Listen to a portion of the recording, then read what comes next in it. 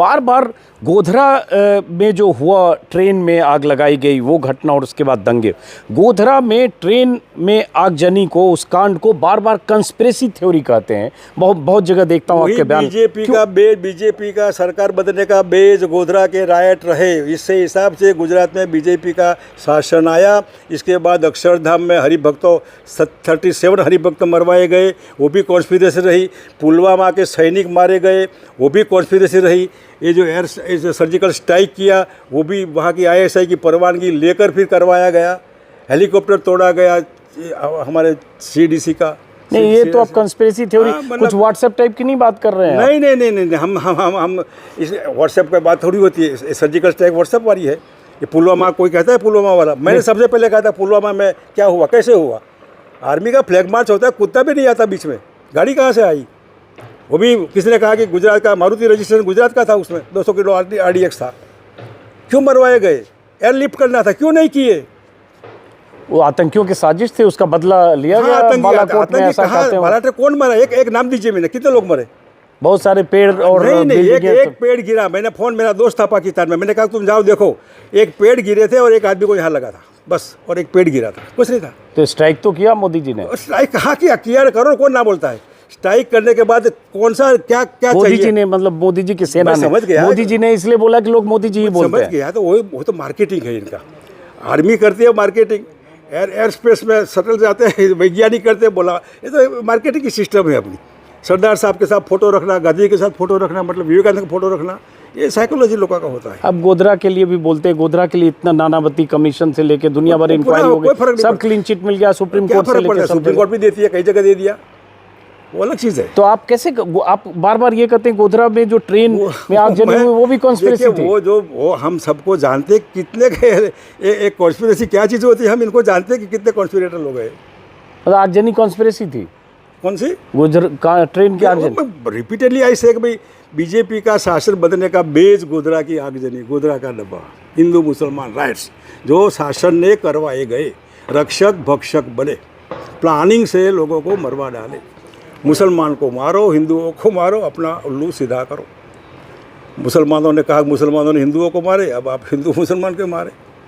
ये कोई हिसाब किताब होता है क्या? Anti human no. अच्छा, तो ये आपको लगता है सब तयशुदा ढंग से किया गया सत्ता के लिए? पूरा प्लानिंग से करवाया गया, कोई सवाल पैदा नहीं होता। Pulwama, give me one example. कौन बेवकूफ़ चीफ होगा कि जो बाय रोड ले जाएगा नोइंगली कि वहाँ कहा गया कि एयरलिफ्ट करिए जम्मू से, क्यों नहीं करवाए गए? लेकिन देश के प्रधानमंत्री पर यह आरोप भी तो सही नहीं है ना, बिना किसी एविडेंस के कि पुलवामा का करवाया गया। भाई 40 जवानों की शहादत को हम ये कहते हैं करवाया गया, इसका भी तो कोई सबूत नहीं है ना। मैं क्या तो आप दीजिए ना, किसने क्यों हुआ, कैसे हुआ पुलवामा, बताइए ना कैसे हुआ। आतंकियों ने कंस्पिरेसी की और कौन से आतंकी कामयाब हो गए? बताए कहाँ पकड़े, कौन से पकड़े गए, एक तो बताइए ना। कुछ नहीं, गड़बड़ नाटक है, कोई भी पकड़ लिया। अच्छा, हाँ, इसमें क्या होता है, रियल तो कोई है नहीं। और इतना स्ट्राइक किया बालाकोट, और उस पर 2019 में जनता ने हुआ बताइए, मार के 303 सीट दे दी बालाकोट को। 360 भी आएगी, क्या फर्क पड़ता है? कौन सा बालाकोट, कितने लोग मरे? पाकिस्तान में कितने घर उजाड़ दिए आपने? 100, 200, 250 मरे, कौन गिनने गया था? 260 कौन गिनने गया था? Give me one example, who had been there, who counted the dead bodies? 260 थे। बेवकूफ़ बकवास था इनका सबका। आप ये सब बोल रहे हैं, आपको इसीलिए लोग आपको बीजेपी वाले, मोदी वाले सब देशद्रोही कहेंगे, जो कहते हैं पुलवामा का हिसाब मांगते हैं। सर्टिफिकेट की ज़रूरत नहीं है मेरे को। यहाँ I know them very well, ये भी हमको जानते हैं और हम इनको जानते हैं। इनके सर्टिफिकेट की आवश्यकता शंकर सिंह वाघेला को नहीं है। मैं तो आर्मी के साथ रहा हुआ है, मैंने देश के लिए पूरी बॉर्डर मैंने देखी है, नेपाल लेकर पूरा हिमालयन पूरा। और जो होता है ट्रैकिंग ऐसे करके जाना पड़ता है, तब जाकर वही पहुंचते हैं। वो तो लेवल नहीं है। मोदी जी इतने बड़े देशभक्त हैं, लोग उनकी देशभक्ति पर एकदम न्यौछावर हैं। और आप देशभक्ति का मार्केटिंग नहीं होना है, माता का व्यभिचार नहीं होना चाहिए, माता को बेचना नहीं है, माता का व्यापार नहीं करना है। माता की भक्ति होती है, भक्ति के लिए किसी को कहना नहीं होता है। माता का मार्केटिंग नहीं करना चाहिए, अपनी माता हो या भारत माता हो। लेकिन उन्होंने तो भारत का मान सम्मान बढ़ाया है। अपनी माता का भी मार्केटिंग किया, भारत का मार्केटिंग किया। कौन सा काम क्या बढ़ाया बताइए ना। कौन प्रधानमंत्री आउट ऑफ इंडिया जाकर इंडियंस को इकट्ठा करते हैं? इसके लिए जाता है, फॉरेन पॉलिसी के लिए जाता है, अपनी वाहवाह के लिए जाता है। अब विश्व गुरु भी तो बनना है। क्या बनना है? विश्व गुरु। मैं कहाँ ना बोलता हूँ। मैं सर्टिफिकेट दूंगा कि आप विश्वगुरु बनिए, कोई बात नहीं। तो विश्वगुरु बनने के लिए तो जाना पड़ेगा ना वहाँ पे, जलवा जलाल भारत के प्रधानमंत्री का दिखता है। बघेला साहब, लगता है आपको कुछ कसक है मोदी जी से? नहीं है। हाँ, कुछ कसक है पुराना जो मैं सिस्टम जो सिस्टम मैं मानता था वो सिस्टम से उल्टी सिस्टम, और उस सिस्टम में खुद को सेंटर में रखना, ये मेरा डिफरेंस है। अरे तो जो देश का प्रधानमंत्री होगा वो सेंटर में रहेगा ही। नहीं, पहले देश सेंटर में रहेगा, खुद सेंटर में रहेगा। देश को रखें पहले, पार्टी को पहले रखिए ना। ये तो सीखा है हमने, ये सिखाया गया, लेकिन नहीं हुआ ऐसा। तब तो हमें उबलेंगे हम कि क्या हो रहा है, बकवास हो रहा है। तो उनको थोड़ा फोटो का शौक है, ग्रुप फोटो का, शुरू से शुरू से नथिंग रॉन्ग इन इट, इसमें क्या है। हाँ, तो अच्छे कपड़े पहनना, अच्छा फोटो खिंचवाना, कोई बात नहीं। एक बार में 3-4 बार फोटो खिंचवाना ठीक है, लेकिन आप भी अच्छे कपड़े पहन रखे हैं, हमने भी पहन रखे, फोटो का मोदी जी भी शौक पहनते है। हैं। फिर कहना नहीं चाहिए कि फोटो का शौक नहीं है, फिर कहना नहीं चाहिए कि मैं फकीर हूँ, फिर कहना नहीं चाहिए कि मैं तो सादा आदमी ने भीख मकर खाया, नहीं कहना चाहिए। गलत लोगों को झूठ नहीं बोलना चाहिए। नहीं, वो तो वडनगर की बात बता रहे होंगे कोई ना। भी बात है, मैं जानता हूँ वडनगर में क्या है क्या नहीं। वडनगर में चाय बेचते कुछ था ही नहीं, बिल्कुल मुखों से कुछ था ही, क्या समझ बात पैदा नहीं करें, होता। चाय वाली कहानी तो सब गलत किताब है। में छपी हुई, सब वो चाय की चाय बेचते थे, कभी नहीं दिया है एक कप नहीं बेचा कहीं, फिर किसने कहा? वो सब कहानी है, चाय मार्केटिंग वाला। अब कुछ भी कहिए, चाय की दुकान तो थी वडनगर में, अरे अभी भी इनकी है। नहीं थी, इनके पिताजी की थी ना। दुकान नहीं थी, रैकड़ी थी। हाँ, जो रैकड़ी भी का तो थी। मतलब कि बस स्टैंड के पास और रोड के साथ में स्टेशन में एक ही गाड़ी आती थी। सुबह 5 बजे आती थी तारंगा से, और शाम को 7 बजे पहुंचती थी अहमदाबाद से। तो उस समय चाय कोई नहीं पीता।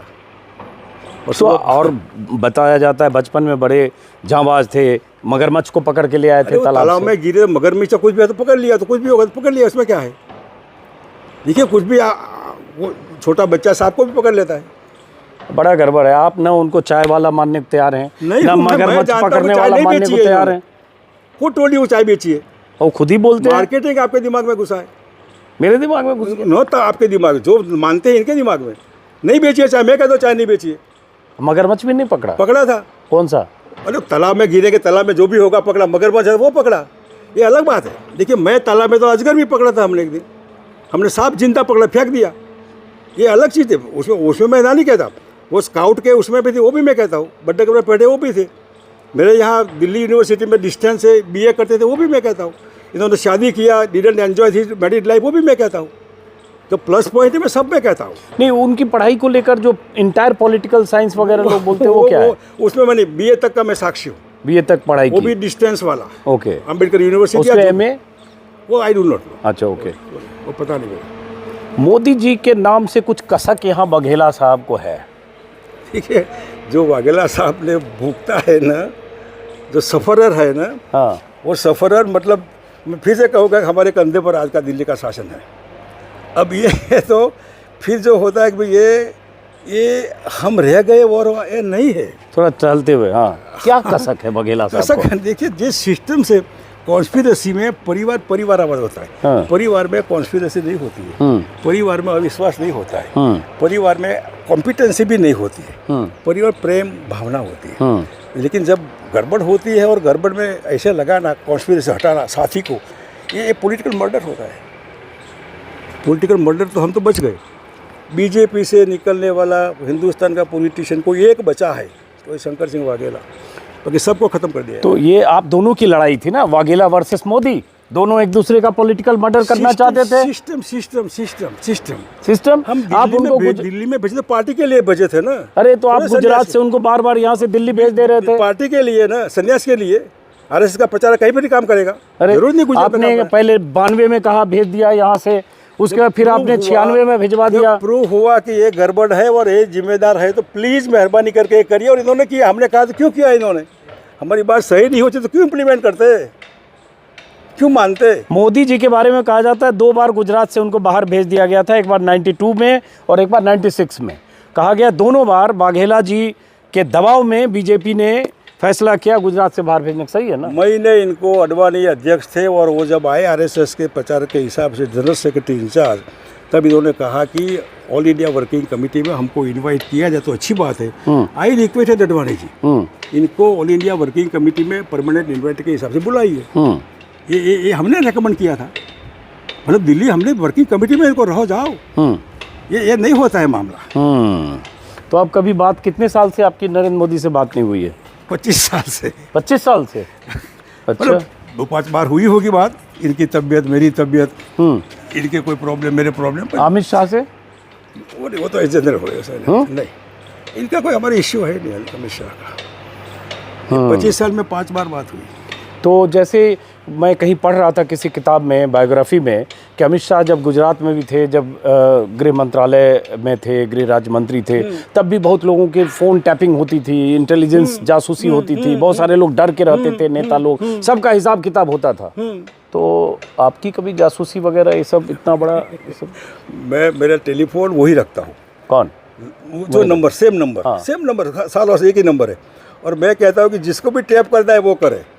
अगर आपको ऐसी कौन सी बात छिपवानी है कि कोई जानेगा तो आपको प्रॉब्लम होगा, डोंट टॉक देन, मत बात करो। सही बात है। अब ये सब आप ऐसे ही बोल ही रहे हैं ऑन कैमरा? कोई सवाल ही पैदा नहीं होते, एक ही नंबर है, जो टैप करो, जो करना है।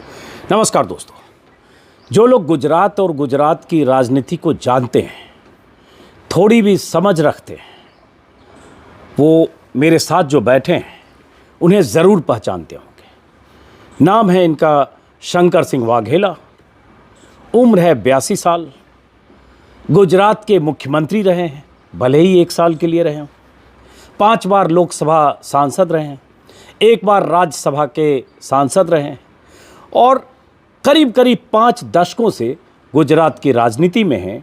लेकिन 4 दशक ऐसे हैं जब बहुत सक्रिय भी रहे, और अब जब उम्र के इस मुकाम पर हैं, 82 साल, तब भी चुनाव प्रचार से अभी अभी लौटे हैं। शंकर सिंह वाघेला का जिक्र हर वक्त आता है जब गुजरात में चुनाव होता है। जब प्रधानमंत्री के तौर पर मोदी गुजरात में बीजेपी की सत्ता में वापसी के लिए चुनाव प्रचार करने के लिए गुजरात आते हों तो, या मुख्यमंत्री के तौर पर नरेंद्र मोदी गुजरात की सत्ता पर 13 साल तक काबिज थे तो, या उससे पहले नरेंद्र मोदी जब गुजरात में बीजेपी के मामूली कार्यकर्ता थे तो, या उसके बाद जब नरेंद्र मोदी लाल कृष्ण आडवाणी की रथ यात्रा के दौरान उनकी रथ पर हर वक्त मौजूद रहते हुए राष्ट्रीय स्तर पर अपनी पहचान बना रहे थे तो, और या फिर नरेंद्र मोदी जब उनकी महत्वाकांक्षा गुजरात में सत्ता पर काबिज होने की थी तो, हर वक्त शंकर सिंह वाघेला एक किरदार की तरह रहे।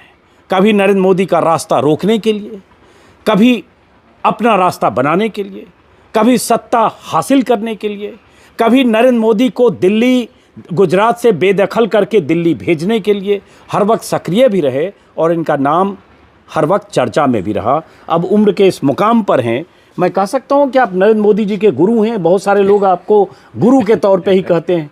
देखिए, कोई किसी का गुरु नहीं होता है। ये तो अपने आप एक उम्र के हिसाब से अगर छोटे बड़े हैं तो अलग बात है।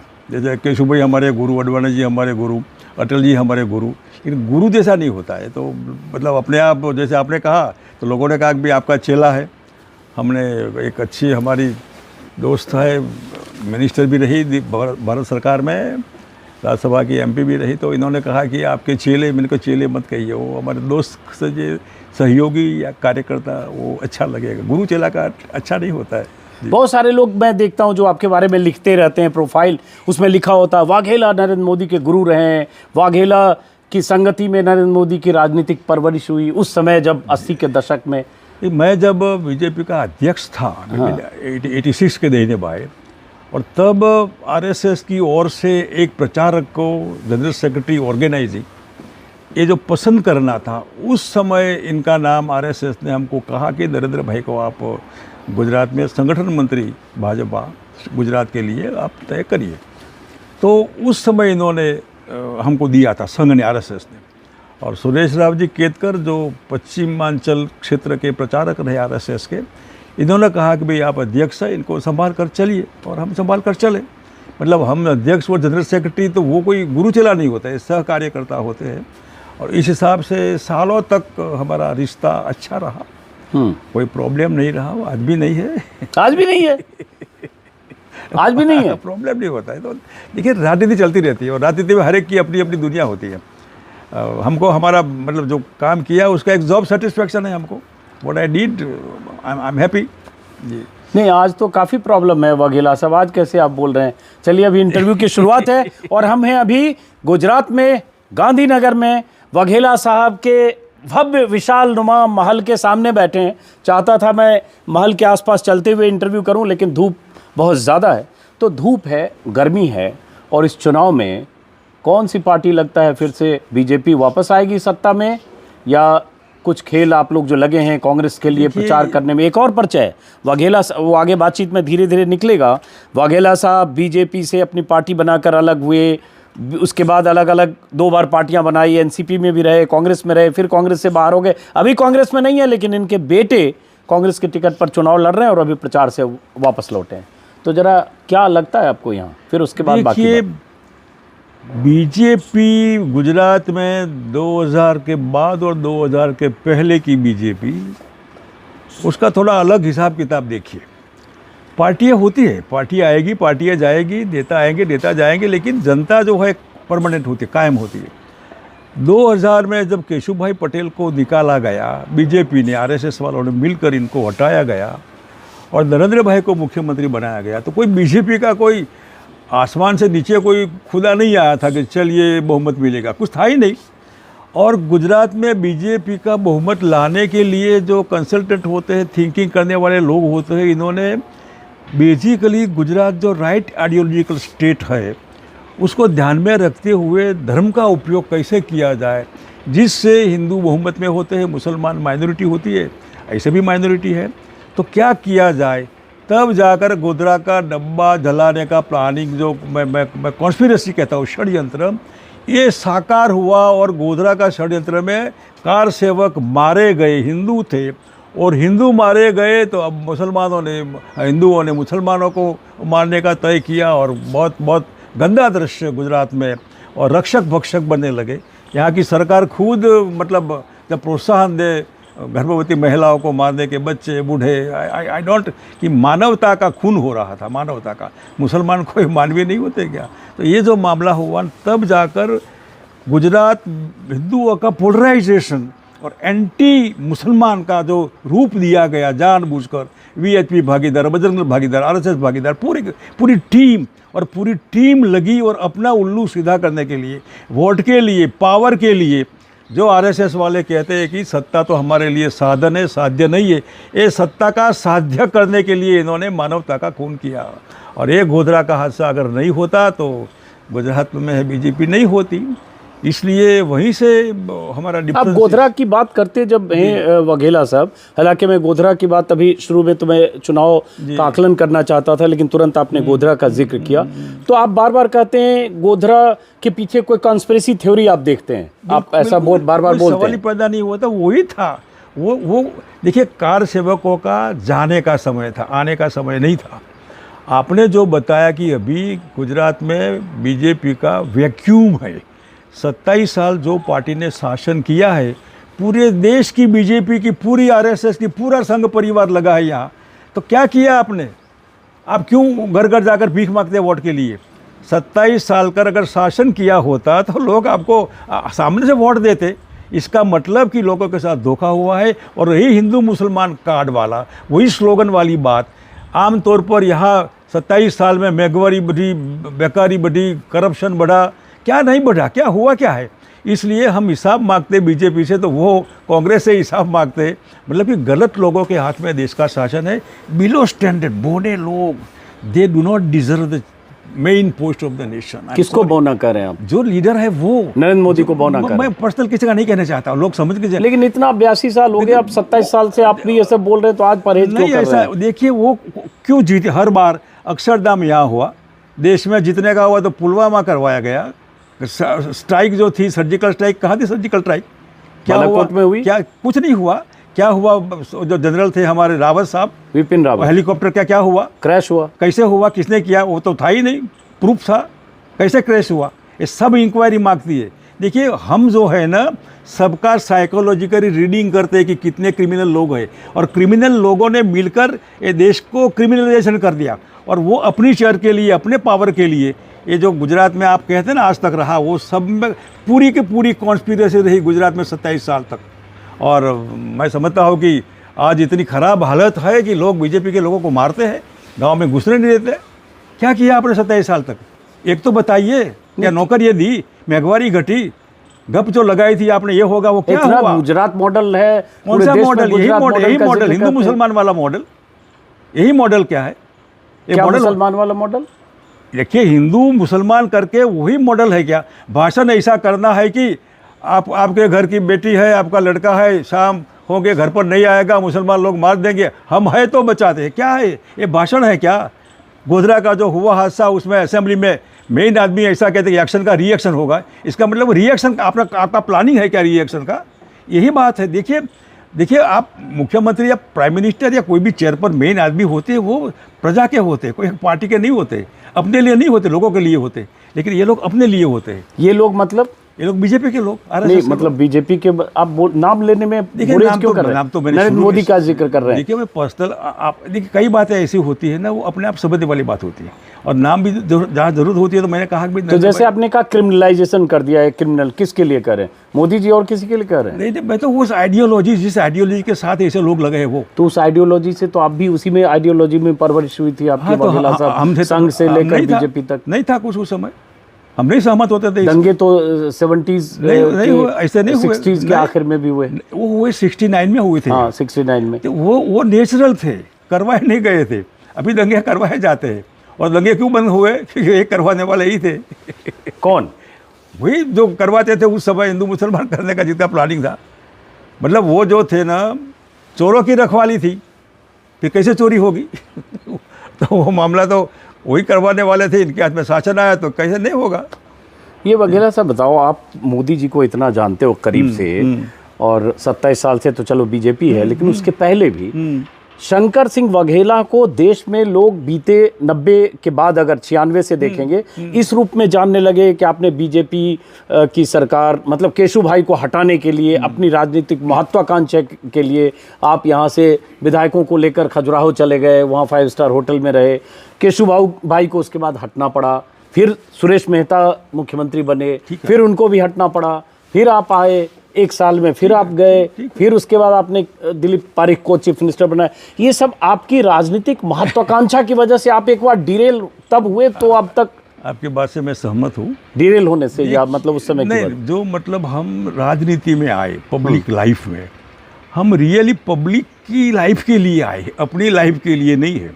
हम पर्सनल पॉलिटिक्स के लिए नहीं आए थे, और हम आए भारतीय जनसंघ से, और 60 का मतलब 70 का या 80 तक का जनसंघ आप देखेंगे, कुछ था ही नहीं।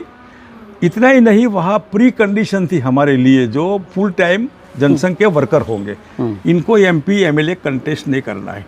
अगर असेंबली कंटेस्ट नहीं करनी है तो मुख्यमंत्री पद कहाँ आया? ये तो हुआ खड़ा किया गया कि हम एम्बिशियस थे, मुख्यमंत्री बनना था। अरे जनसंघ में गए तो कहाँ मुख्यमंत्री बनना था? और मुख्यमंत्री की कुर्सी एक होती है। फर्ज कीजिए कि केशु भाई को हमने निकाले, वी हैव अवर रीजंस, मैंने कई जगह बताया भी हाँ कि क्या कारण थे। बाद में किसको केशु भाई ने निकाला और क्यों निकाला, ये तो कोई कहिए। यानी कि जो जिनकी एम्बिशन पूरी नहीं होती थी, जिनके बीच में हम खड़े थे कि ये होंगे तो हमारी एम्बिशन कभी पूरी नहीं होगी, वही लोगों ने केशु भाई का दिमाग का, ऑफिस का, CM ऑफिस का कंट्रोल करके 6-7 महीने तक मिलना जुलना बंद, बस ऐश करो, खाओ पियो, गांठिया खाओ, मजा करो। ये जो है ना आइसोलेट करना, मैं समझता हूँ कि राजनीति होती है, लेकिन सेल्फ रिस्पेक्ट भी होता है।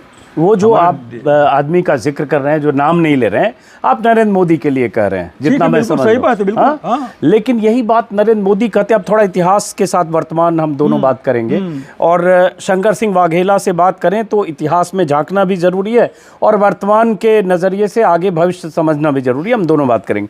तो जब आप जिक्र कर रहे हैं वही 90 के दशक की, हम 95-96 की बात करें, तो उस दौरान में आप कह रहे हैं आपकी राजनीतिक महत्वाकांक्षा नहीं थी, लेकिन जो बहुत सारे लोग हैं इंक्लूडिंग मोदी ये कहते हैं, ऑन रिकॉर्ड उनका स्टेटमेंट है कि केशु भाई की जगह शंकर सिंह वाघेला बनना चाहते थे, इसलिए सारा वो साजिशें रचते रहे, और उसके बाद जिस ढंग से गिराने की कोशिश की सरकार को, और गिराई भी। ये शुरू हुआ ना, एक तो सबसे पहले हम जब थे बीजेपी के स्टेट के अध्यक्ष, तब तक दिल्ली का कोई पार्लियामेंट्री बोर्ड हमारे बीच में दखल नहीं करता था। जो लिस्ट हम भेजते थे राज्यसभा, लोकसभा, असेंबली का, तो मतलब विधायक जो तय किए और हमने और केशव भाई ने मिलकर किए, मेरा तेरा नहीं होता है। और जनसंघ में संघ में मेरा तेरा नहीं था, नहीं था, नहीं था, नहीं था। इनकी एंट्री के बाद शुरू हुआ ये, I record, I am saying. ये जो हुआ उसमें कहा गया कि केशव भाई, मैं पब्लिकली कहता था कि हमारे मुख्यमंत्री केशव भाई पटेल है। अब वो है तो दिल्ली को कहा गया कि मैं केशव भाई के मुख्यमंत्री पद का जो MLAs की मीटिंग में सिलेक्शन करना था, वो मैं कंपटीशन में खड़े रहने वाला हूँ।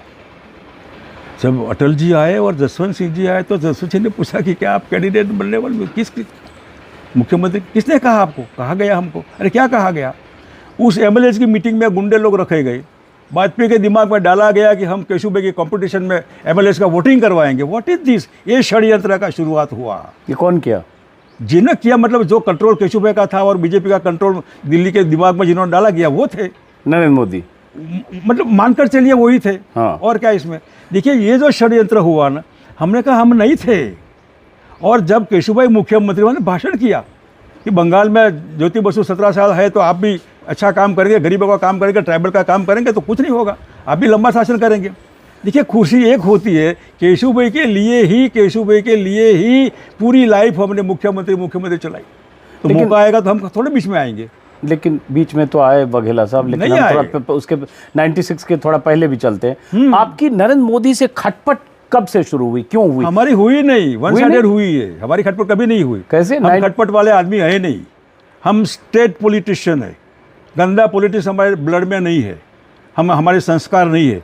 जो कहते हैं वो करेंगे और जो नहीं कहेंगे नहीं करेंगे। मतलब जो भी है जहाँ रहेंगे वहाँ लॉयल रहेंगे। थोड़ा हम समझना चाहते हैं, जरा दर्शक भी समझे कुछ, अगर हो जो बहुत जगह हमने पढ़ी है कुछ पॉलिटिकल हिस्ट्री गुजरात की, तो पता चला कि 92 में भी, जब 90 में मोदी व आडवाणी के करीब हो रहे थे, रथ यात्रा के दौरान भी उनका थोड़ा मीडिया में इंटरव्यू, राष्ट्रीय छवि बन रही थी, उस दौरान 92 में भी उन्हें गुजरात से आपने बाहर करवाया। उनका एक बयान है। नहीं था। अडवाणी जी के इंचार्ज प्रमोद महाजन थे। नरेंद्र भाई मोदी मुरली मनोहर जोशी के कन्याकुमारी से कश्मीर वाली यात्रा के उसमें थे, जो बाद में कश्मीर तक गए। हाँ, लेकिन अडवाणी वाली, अयोध्या जी वाली यात्रा जी थी, उसमें प्रमोद महाजन थे, ये नहीं थे। और मैं पार्टी का अध्यक्ष था। हमने अडवाणी जी को विदा की थी वहाँ सोमनाथ से। अडवाणी जी ने पार्लियामेंट के लोकसभा के इनर लॉबी में बुलाकर हमको कहा कि मैं ऐसी यात्रा का प्लानिंग कर रहा हूँ, कितने लोग आपको गैदरिंग में पसंद करेंगे, मैंने जो भी आपकी इच्छा है, 1000, 2000, 10,000, 5,000 जो भी है। और बहुत अच्छा टेक ऑफ हमने वहाँ दिया इनको। तो ये मामला जो आपने कहा कि नहीं, अडवाणी जी के साथ प्रमोद महाजन थे, लेकिन रथ पर इनकी भी भूमिका कई जगह तस्वीरों में सब जगह दिखती नहीं थी। अयोध्या वाली में नहीं थी, इतनी भी नहीं थी। ओके, ठीक है। अच्छा, इसके बाद जो है ना 91, 89 में मैं गांधीनगर से लोकसभा का MP था। 91 में जो हुआ, अटल जी ग्वालियर में माधवराव सिंधिया से हार गए। 11th आवर कांग्रेस ने माधवराव सिंधिया जी को ग्वालियर में कैंडिडेचर किया। तब लोगों ने कहा वर्किंग कमेटी में कि भी अटल जी के लिए सेफ सीट कौन सी अच्छी रहेगी। मैंने कहा कि भी गांधीनगर में आइए, नो प्रॉब्लम। तो वो गांधीनगर कंटेस्ट किया और मैं गया गोधरा। तब तक कुछ नहीं था, लेकिन बाद में जो गोधरा में 95 में हम लोकसभा के कैंडिडेट बने, उस समय बीजेपी ने, लोगों ने, यही VHP, यही बजरंग दल, यही RS, सबने मिलकर हमको हराने का धंधा किया। मतलब बीजेपी ने, लोगों ने ही बीजेपी को हराने का काम किया। तो ये जो 96 में आप लोकसभा हार की बात कर रहे हैं, तो बीजेपी के लोग, मतलब वहां भी लगता है नरेंद्र मोदी ने किया। उनका ही सबका प्लानिंग था ना। तोगड़िया और डॉक्टर तोगड़िया और VHP के जो अध्यक्ष थे डॉक्टर तोगड़िया, इन सबका प्लानिंग था। तो यही तो जानना चाह रहा हूँ कि मोदी से क्या ऐसा पेच फंसा, जैसे एक स्टेटमेंट मोदी का एक स्टेटमेंट देख रहा था, हमने नहीं कहा। देखिए कॉन्स्पिरेसी, वन साइडेड कॉन्स्पिरेसी हुई। वही क्यों किया वो, जैसे देखिए हम ही बीच में थे। अच्छा, एक सेकंड, उसके बाद बोलिए। एक मैं स्टेटमेंट देख रहा था जिसमें मोदी ने कहा, एक किताब में उनका स्टेटमेंट था कि 92 में जो आपने उनको गुजरात से बाहर करवा दिया, उन्होंने कहा मुझे मीडिया में प्रचार मिल रहा था, लोग मुझे जानने लगे थे, इसलिए वाघेला को लगे यहाँ रहा तो दिक्कत हो जाएगी, इसलिए मुझे यहाँ से बाहर करवा दिया गुजरात से। आपने 2-3 बार उनको गुजरात से बाहर करवाया। ये जो हुआ ना, ये सब में वन साइडेड हमारे पर कॉन्स्पिरेसी करके हम निकम्मे है ऐसा प्रूव करने के लिए कोशिश किया। वो कोशिश के बाद जब एक केशव भाई का कब्जा करके हमको डिस्टेंस रखने का ये प्लानिंग हुआ। उसके बाद जो खजुराहो हुआ, भैरों सिंह शेखावत आए, हम वापस आए। वापस आने के बाद फिर सुरेश मेहता को CM बनाए। हमको बनना होता था वो भी ऑफर थी कि आप बनिएगा, नहीं बनना है। सुरेश मेहता बने, फिर भी वही मामला रहा। और वो चीज़ रहने के बाद हमको लगा कि यही वन साइडेड गड़बड़ है, और गड़बड़ इनकी ओर से थे। इतना ही नहीं, केशुभाई जब अमेरिका जाने वाले थे तब हमको मिलने आए कि मैं जाता हूँ अमेरिका। मैंने कहा केशुभाई आई एम सॉरी, आप वापस आएंगे तो हो सकता है गुजरात के मुख्यमंत्री आप ना हो। ये ऑन रिकॉर्ड मैंने कहा था बिफोर दिस खजुराहो। तो ये जो चीज़ थी, तब हमने लगा कि सबके पीछे ये जो गड़बड़ है, गड़बड़ में मेन कल्प्रिट जो लीडरशिप होती है, तब जाकर हमने कहा कि केशुभाई मुख्यमंत्री नहीं रहेंगे, नरेंद्र भाई गुजरात के बाहर जो जिम्मेदारी आप देंगे वो होंगे। ये है, इसमें कोई धक्का मारने का और हमारे हाथ में था ही नहीं। हमने कहा मानना ना। अच्छा, एक चीज नहीं, ये जो मैंने कहीं देखा कि एक बार 92 में वो बाहर गए आपके कहने पर, अडवाणी जब फिर बने अध्यक्ष पार्टी के तो फिर 94 में आए और फिर 96 में गए बाहर करवा। ऐसा नहीं है ना, ऐसा नहीं, दो बार गुजरात छोड़ना पड़ा। नहीं, देखिए वो था ही नहीं। वो केशुभाई मुख्यमंत्री थे तब भी वो आउट ऑफ इंडिया थे, आउट ऑफ गुजरात थे। और जब वो गुजरात आते थे तो इनकी कंप्लेन थी कि केशुभाई की पुलिस इनकी सीआईडी करती है। ये नरेंद्र भाई की कंप्लेन थी केशुभाई के खिलाफ। और फर्ज कीजिए कि मैंने निकाले 96 जब भी 2096 में, तो बाद में केशुभाई को किसने निकाले? अर्थ के आया धरती कम केशुभाई, तो 2001 में जब केशुभाई लाए धरती कम, क्या अर्थ के केशुभाई ने लाए। इसमें क्या करना होता है? तो केशुभाई को बदनाम किया, और वही कच्चे दिमाग वाली लीडरशिप जो थी आरएसएस की, बीजेपी की, मान लिया कि केशुभाई जिम्मेदार है। कैसे ये अपनी एम्बिशन पूरी करने के लिए पहले मेरा पत्ता काटा और हम चले गए सेल्फ रिस्पेक्ट से। फिर केशुभाई का पत्ता काटा, फिर सुरेश मेहता का पत्ता काटा, फिर काशीराम का पत्ता काटा। जो बीच में आने वाले सीनियर लोग थे सबको धीरे धीरे किक मारकर कढ़ाया, और आरएसएस का लोगों का षड्यंत्र में भागीदारी रही, और इन्होंने इसमें कहा कि आप रहने दीजिए और आप संभाल लीजिए। तो आपका तो किसी ज़माने में नरेंद्र मोदी से अगर इतना अच्छा रिश्ता था कि सुना कि आप जब लोकसभा सदस्य थे तो आपके घर पे भी रहते थे नरेंद्र मोदी, दिल्ली आके रहते थे। और जहाँ वो जो तिब्बत में भगवान शंकर जी के उसमें जब जाना था तो हमने भी रेकमेंड किया था कि आप जाइए। वहाँ खाना रहना कोई वो सवाल नहीं है। हम राजधानी में दिल्ली से वापस है तो भी साथ में आते थे, कोई दुश्मनी थी नहीं, हमारे मन में कोई पाप नहीं था। लेकिन जब वही पाप होता है, वही कॉन्स्पिरेसी होती है, वहाँ पूरा स्नूपिंग होता है, तो फिर हम भी विरोध क्या हो रहा है। तो वघेला साहब, ये खाली कुर्सी की लड़ाई तो नहीं थी कि आप भी चाहते थे मुख्यमंत्री बनना, सवाल ही पैदा मोदी नहीं भी चाहते थे मुख्यमंत्री बनना देर सवेर, कि उनको लगता था जब तक बघेला रहेंगे तब तक हमारा नहीं कुछ होगा। आपको लगता था मोदी यहाँ रह गया तो गड़बड़ होगा, तो आप उनको यहाँ से दिल्ली भिजवाना चाहते थे, वो आपको यहाँ से बीजेपी से बाहर करवाना चाहते थे। हमने संगठन की गड़बड़ न हो इसलिए आउट ऑफ गुजरात कहा था, मुख्यमंत्री वाला मामला नहीं है। देखिए अगेन ऐसे कि मुख्यमंत्री पद के लिए हम राजनीति में आए ही नहीं, जनसंघ में मुख्यमंत्री वाला मामला कुछ रहा ही नहीं। आज मैं ऑन रिकॉर्ड कहना चाहूँगा कि दिल्ली का जो बीजेपी का शासन है ना, वो गुजरात की राजनीति के ऊपर हमारे कंधों पर खड़ा है, केशुभाई और हमारे कंधे पर। और जॉब सेटिस्फैक्ट हमको उसका संतोष है कि हमने जो काम किया। लेकिन वो जिस ढंग से शासन लिया गया वो आउट अच्छा नहीं रहा। लोगों को मारना काटना, राहुल गांधी ने जो भारत जोड़ो यात्रा निकाली है वो भारत तोड़ने वाली प्रक्रिया के रिएक्शन में है। और भारत तोड़ने वाले ये लोग हैं, आज की बीजेपी है, आज का दिल्ली का गवर्नमेंट है, पूरी बीजेपी, पूरे आरएसएस। ये बताइए, आप इतने कद्दावर नेता रहे हैं और दशकों तक राजनीति में दबदबा रहा। नरेंद्र मोदी जब कुछ नहीं थे तब गुजरात में आप बीजेपी के अध्यक्ष थे, जब वो कुछ नहीं थे तब राज्यसभा 84 में वघेला साहब राज्यसभा सदस्य बने बीजेपी के, तब बीजेपी सिर्फ 2 लोकसभा चुनाव जीती थी, एक आंध्र की 1 सीट और एक गुजरात में मेहसाना। सही बोल रहा हूँ? 2 सीट जब बीजेपी की थी तो एक गुजरात की थी, और उसी समय राज्यसभा सदस्य रहे। उसके बाद लगातार लोकसभा, बाद में हम बाकी जब कांग्रेस में आए वो आगे बात करेंगे। तो इतने कद्दावर नेता आप रहे और आपके शिष्य की तरह रहे, मोदी रहे या नहीं रहे, लेकिन हैसियत के तौर पर। तो उसके बाद ऐसा क्या हुआ, नरेंद्र मोदी की क्या खास बात है कि मोदी गुजरात में रहे तब दबदबे के साथ रहे, 127 सीटें तक आ गई, अब दिल्ली में हैं तो देश में दूसरी बार प्रधानमंत्री हैं, फिर एक बार लोग कह रहे हैं कि नरेंद्र मोदी के नाम पे ही गुजरात में वोट मांगे जा रहे हैं, और बीजेपी आई तो मोदी की वजह से ही आएगी।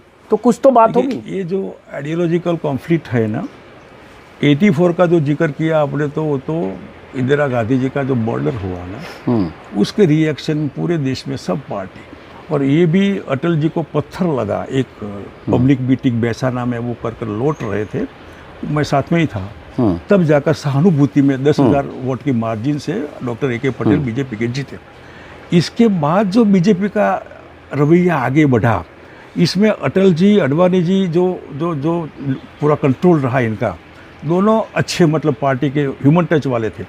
लेकिन जब आरएसएस के लोगों को लगा अटल जी आरएसएस के कंट्रोल में नहीं थे, और एम्बिशन जो होती है ना, जैसे कार्यकर्ता, हम संघ कार्यालय में बैठते थे तो कार्यकर्ता हमको नमस्ते करते, नमस्ते, इनको नमस्ते नहीं करते थे, तो बुला कर कहते कि इधर आओ, तुमने क्यों नमस्ते नहीं किए। Which kind of mentality is this. ये जो था ना, ये हमारा जो प्लस पॉइंट था ना, वो हमारा माइनस पॉइंट हो गया। ये होंगे तो हमारी एम्बिशन पूरी नहीं होगी, इनको हटाओ पहले यहाँ से, और हटाने के लिए कुछ नहीं करना है, इनको बस लगाओ, इनके सेल्फ रिस्पेक्ट पर घा लगाओ। तो हमारा डीएनए तो गड़बड़ वाला है, हम कभी राजनीति में ऐसे झुककर तो नहीं करेंगे, कुछ चाहिए ही नहीं। उनकी क्या खासियत है कि वो गुजरात लगातार जीतते रहे? ऐसे कहाँ जीतने का सवाल है, उस समय तो हमने बीजेपी तोड़ी, माहौल बनाया गया रिएक्शन में, बाकी हिंदू मुसलमान में, पुलवामा, अक्षरधाम, कौन सा क्या हो गया, कौन सा आसमान गिर गया यहाँ? इसके अलावा एक तो बताइए, सिवाय रिलीजन, सिवाय गुजरात के लोगों को तोड़कर इनके दिमाग में फंसाया गया, हम हैं तो आप बचेंगे। और दूसरा जो संघ की आइडियोलॉजी है ना, खुद के लिए नहीं होती है, अब खुद के लिए ही है, सत्ता साध्य हो गई। जैसे वोट फॉर मोदी, तो वेरी योर आइडियोलॉजी। आप है कौन लोग, कोई किस लोगों को बेवकूफ़ बना रहे हैं आप? आरएसएस वालों ने जो गद्दारी की, ऐसा मैं लफ्ज़ करूँगा, इन्होंने सिखाया और किया उल्टा। व्यक्ति भक्ति नहीं सिखाई, व्यक्ति भक्ति अभी भी हो रही है, अभी भी व्यक्ति भक्ति हो रही है, अभी भी 5 स्टार कल्चर हो गया पूरा आरएसएस में। सब प्रचारक मतलब सबकी स्नूपिंग हो रही है, और सब बिल्कुल डब्बे में घुस रहे हैं। अच्छा, ये जो है ना, राजनीति में ऐसा नहीं होना। अच्छा, थोड़ा ये तो बताइए, क्योंकि आप जानते हैं मैं तो बाहर से आया हूँ, गुजरात ऐसे 2 बार आया हूँ, तीसरी बार आया हूँ, मुझे कुछ नहीं पता, मान लीजिए लेमैन। आप तो बताइए कि आखिर मोदी का जादू इतना सिर चढ़ के क्यों बोल रहा है? क्या खास, मोदी की 3 खास बात बताइए जिसकी वजह से बार बार जीत जा रहे हैं देश में और प्रदेश में। आप कोलगेट इस्तेमाल करते हैं सुबह में, या बाबा रामदेव का दर्द? मैं तो कोलगेट भी नहीं, मैं कोई और पेस्ट इस्तेमाल करता हूँ, शायद मुझे अभी याद भी नहीं है। 90% लोग कोलगेट ही होगा एडवर्टाइजमेंट में, ऐड, इससे कोई सफ़ेद नहीं होते। हमारी जो थोड़ी शाम बहनें होती है सांवली, वो क्रीम फेयर एंड लवली लगा दे, फोन फेयर हुआ। ये मार्केटिंग का कमाल, और रिलायंस और अदानी के रुपये ले लेकर मार्केटिंग अनप्रोडक्टिव, करोड़ों रुपये, करोड़ों मतलब करोड़ों का हिसाब नहीं है, करोड़ों रुपये का मार्केटिंग, पब्लिक मतलब ऐड जो है टीवी में, ऐड प्रेस में, ये इन्हें लोगों को दिमाग में, जैसे शाहरुख खान को आप मिलेंगे तो आपको बिल्कुल देखने में अच्छा नहीं लगेगा, एक्ट देखेगा, हाँ शाहरुख खान। ये मार्केटिंग, ये मेकअप, तो मेकअप और मार्केटिंग ने मतदारों को बेवकूफ़ बनाया, और लोग बने क्योंकि लोग देखते हैं कि भाई मार्केटिंग, अच्छा वाह शाहरुख खान है, अमिताभ बच्चन है, वकीला साहब। लेकिन ये कह के आप थोड़ा अंडर एस्टिमेट करें, लोग दीवाने मोदी लोग कहते हैं। मार्केटिंग, और सामने देखिए 37% लोकसभा में वोट मिल गया पूरे देश में, कई राज्य में 50-50, 60-60% हो सकता है। कांग्रेस को कितने मिले थे, रिकॉर्ड मिले थे इंदिरा जी को सेक्रीफाइस करके। ये तो होता रहता है। देखिए वोट कोई क्राइटेरिया नहीं होता है। ये तो हिटलर तो पूरे देश में कहाँ पहुँच गया था, अभी पुतिन कहाँ पहुँच रहा है, ये अलग चीज़ है। देखिए पावर मेक अप एंड वे गो, आप आते हैं किस लेवल पर, कौन से वैल्यूज़ के साथ आप आते हैं, आपके ध्यान में आपका पावर है। और मैं ऑन रिकॉर्ड कहना चाहूँगा कि आरएसएस आइडियोलॉजी के लिए देश पहले नहीं है, सिखाया जाता है कि देश पहले, पार्टी तो नेशन फर्स्ट बोलते हैं। हाँ, लेकिन नेशन फर्स्ट नहीं है। मैं पुराना आरएसएस का स्वयंसेवक कहता हूँ कि नेशन फर्स्ट नहीं है। इनके लिए फर्स्ट आरएसएस का आदेश फर्स्ट है। वो आदेश एंटी बीजेपी है, एंटी नेशन है, तो एंटी नेशन आदेश आरएसएस ने कहा ये करना है। ये तो ब्यूरोक्रेट्स है ना, जो जिनकी रीढ़ की हड्डी नहीं है, ढीली है, वही लोग साष्टांग दंडवत करके अपना उल्लू सीधा करने के लिए मानते हैं। वरना रिजर्व बैंक की नोटबंदी का मामला हो या कुछ भी मामला हो, या स्ट्राइक वाला मामला हो जो है, देखिए सर्जिकल स्ट्राइक ऐसे नहीं होती है। क्राउडिंग करके जम्मू एरिया में कौन जाएगा, कैसे जाएगा, वेरी डिफिकल्ट। मैं तो रहा हूँ आर्मी के साथ। तो ये जो मामला मार्केटिंग का रहा है, मार्केटिंग लोगों का दिमाग ख़राब हो जाता है। और ये पूरा का पूरा आज भी वही चल रहा है। चलिए, अब हालांकि आप मार्केटिंग करते हैं, लेकिन उनके जो समर्थक हैं उनकी दीवानगी है, उसकी बहुत सारी वजह हैं, और वो वजह ऐसी है कि उनके लिए महंगाई, आटा दाल, बेरोजगारी वो भी मायने नहीं रखती। आपको पता ही होगा कि जो दीवाने हैं उनके लिए ये मुद्दे ही नहीं है। एक चीज़ इसमें मैं ऐड करूंगा कि जो आइडियोलॉजी कहते हैं, राइट आइडियोलॉजी, हाँ what you mean by right ideology and left ideology. हाँ राइट आइडियोलॉजी में मंदिर होता है, आपका पेट नहीं होता, राम रोटी नहीं होती है, राम मंदिर होता है, सरदार साहब का स्टैच्यू होता है। लेकिन जो लोग भूखे मरते हैं, जो जिनकी शिक्षा का अभाव है, दवाखाना का दवाई का अभाव है, इनकी पूर्ति नहीं करनी है।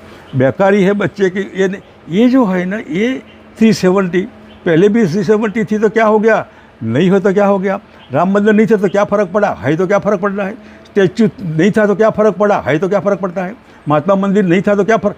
ये जो चीज़ है ना, जिसमें हैव्स नॉट क्लास मर गया, मिडिल क्लास देश में ख़त्म हो गया, और मिडिल क्लास को ख़त्म करने वाले ये लोग रहे।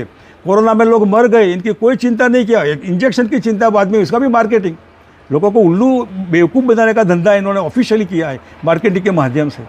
आप बताइए कौन सा कोरोना में कौन सी दवाई कहाँ लाए, कौन सा इंजेक्शन, क्या हुआ। तो ये भी वो कह सकते हैं ना भाई, उनकी मार्केटिंग है, उनका प्रोडक्ट बिक रहा है, देखिए, दूसरी पार्टी का प्रोडक्ट नहीं बिक रहा है। इसमें मैं सहमत हूँ कि जो दिखेगा वो बिकेगा। हाँ। तो ये जो इसमें कांग्रेस कंपैरेटिवली मार्केटिंग कम है, और बीजेपी के सामने तो वो ऑन प्रिंसिपल नहीं मानते भी, ये गलत रास्ते पर ये लोग हैं, तो वो अपने हिसाब से जो है वो करते हैं। लेकिन जितना करना चाहिए बीजेपी को देखकर, इतना नहीं हो रहा है। अब जरा कांग्रेस पर आते हैं, चूंकि कांग्रेस का जिक्र आपने किया। आप कांग्रेस में सीधे तौर पर अभी नहीं हैं, हालांकि आप कांग्रेस में नेता विपक्ष रहे, कांग्रेस में रहते हुए UPA 1 में आप केंद्र की सरकार में आप मंत्री भी रहे, कांग्रेस छोड़े भी, आपने अलग पार्टी भी बनाई। अभी आपका बेटा कांग्रेस के टिकट पर चुनाव लड़ रहा है, बीच में आपके पुत्र भी चले गए थे कुछ दिनों के लिए बीजेपी में, 18 में शायद, हैं जीते, वो कांग्रेस के टिकट पर चले गए बीजेपी में, और फिर उसके बाद बीजेपी से बाहर हो गए, कुछ ही महीने में मोह भंग हो गया, और आप अभी कांग्रेस के लिए प्रचार करें। तो आपका भी नहीं लगता है पॉलिटिकली पिछले 20-25 सालों में बड़ा फ्लिप फ्लॉप है? देखिए, ये बीजेपी में मैं ऑफिशियली कहता था कि मेरा परिवार खड़ा हो और पार्टी है, तो मैं पार्टी को नहीं छोड़ूंगा, परिवार को छोड़ूंगा, परिवार को मैं लेट गो करूंगा, और I did it, this one record, I did it. Party कभी नहीं छोड़ूंगा। ये आदमी को पार्टी क्यों छोड़नी पड़ी, वही अगेन थे सेल्फ रिस्पेक्ट। ये आदमी मतलब किसकी बात कर रहे हैं आप? किसको पार्टी छोड़नी पड़ी, किसकी बात? नहीं, मैंने जो बीजेपी छोड़ी, ओके, तो जो मैं कहता था कि मैं परिवार को छोड़ूंगा, पार्टी नहीं छोड़ूंगा, ये कहने वाला आदमी जिसने पूरी जुबानी डाल दी बीजेपी के लिए, उसने क्यों बीजेपी छोड़ी, या क्यों छोड़नी पड़ी, या क्यों निकाला इनको। ये फिर दूसरा, जो दोनों पार्टी को मैं जानता हूँ, बीजेपी को मैं जानता हूँ ना, शायद हिंदुस्तानी दुनिया में कोई नहीं जानता है जितना मैं जानता हूँ, सब बिल्कुल टॉप टू बॉटम। कांग्रेस को भी मैं जानता हूँ। दोनों पार्टी को जानने के बाद मैं जो आइडियोलॉजिकल मामला है, उसमें बीजेपी इस देश के भले के लिए आज की लीडरशिप के हाथ में सलामत नहीं है। आज की लीडरशिप में अगेन ऐसे बोनी लीडरशिप है, below standard, party party party, public नहीं, पार्टी वर्कर नहीं, खुद पार्टी खुद। ये जो है ना, ये बीजेपी घातक है। ये बीजेपी लोगों का रक्षक नहीं, भक्षक बन रही है। ये बीजेपी बेकारी बढ़ा रही है, महंगाई बढ़ा रही है, करप्शन बढ़ा रही है। कोई मतलब ऐसी बीजेपी को मेहरबानी करके वोट न दीजिए। जैसे भी कांग्रेस है ओपन पार्टी है, जैसे भी कांग्रेस है गांधी सरदार की पार्टी है। और मैं समझता हूँ कि आने वाले दिनों में जो लोग समझेंगे भी कांग्रेस में गड़बड़ नहीं है। और देखिए, बिकाऊ मटीरियल तो सब जगह होता है। यदि हमारी बहन कोई नहीं, आप इतना कह रहे हैं कांग्रेस गांधी सरदार की पार्टी, आप खुद ही कांग्रेस छोड़ के गए, तो फिर क्यों, आपने क्यों छोड़ा? देखिए, वो बहुत बड़ी हिस्ट्री होती है कहीं न कहीं। पार्टी में आप पार्टी को लॉयल रहिए, जिस पार्टी में है वहाँ। मैं बीजेपी में था तो बीजेपी के लोग लॉयल नहीं रहे, हमको गोधरा में से हराए बीजेपी ने लोगों ने।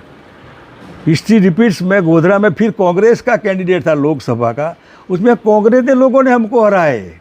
और मेन लोग जो मेन पोजीशन पर होते हुए दोनों पार्टी का कब्जा जिनके हाथ में है, मेन स्टीयरिंग, ये जब आपस में दोस्ती होगी तब पार्टियों का, कार्यकर्ताओं का उसमें इंसल्ट होगा। यहाँ मतलब ये ऑन रिकॉर्ड आई से कि हमने कांग्रेस छोड़ने की वजह कि जब इनको बीजेपी को हटाना ही नहीं था, ये अंडरस्टैंडिंग था।